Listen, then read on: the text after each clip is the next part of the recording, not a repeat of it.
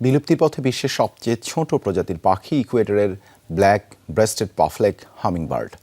প্রাকৃতিক বিপর্যয় ও মানব আগ্রাসনের শিকার হয়ে হারিয়ে যেতে বসেছে মাত্র 9 সেন্টিমিটার দীর্ঘ পাখিটি।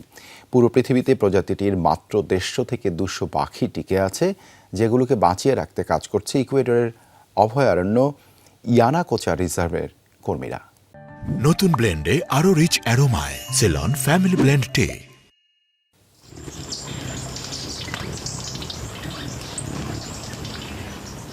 কালচে রঙের ছোট্ট শরীরের ভেতর থেকে মাঝে মধ্যে উকি দিচ্ছে নীলচে সবুজাভ বর্ণ।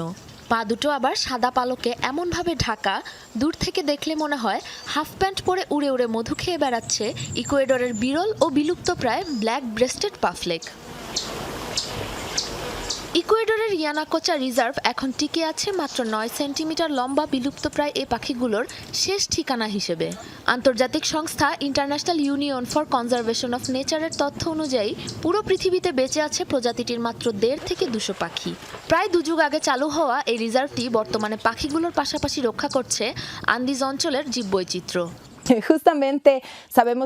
ব্ল্যাক ব্রেস্টেড পাফলেক আজ বিলুপ্তির পথে। পশুপালন ও ফসল চাষের মতো কাজের জন্য তাদের আবাসস্থল ব্যাপকভাবে উজাড় করা হচ্ছে। এই রিজার্ভটি বিশেষভাবে পাখিগুলো রক্ষার জন্য তৈরি করা হয়েছে। দীর্ঘ সময় এদের নিয়ে কাজ করার পর বুঝতে পেরেছি, আমরা শুধু পাখিগুলোই নয়, বরং আশেপাশের গাছপালা ও অন্যান্য পশু পাখিদেরও জীবন রক্ষা করছি। সমুদ্রপৃষ্ঠ থেকে মাত্র 3 থেকে 3.5 মিটার উচ্চতায় খুবই সংকীর্ণ জায়গায় বাস করে কুচকুচে কালো চমৎকার এই পাখিগুলো।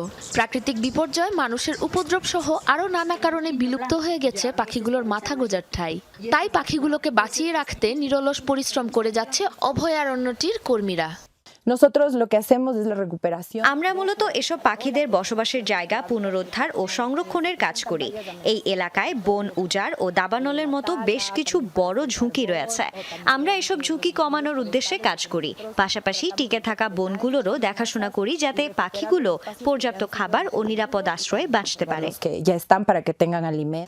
বিরল এই ব্ল্যাক ব্রেস্টেড পাফলেককে প্রতীকী পাখি হিসেবে বেছে নিয়েছে ইকুয়েডরের রাজধানী কিটোর বাসিন্দারা।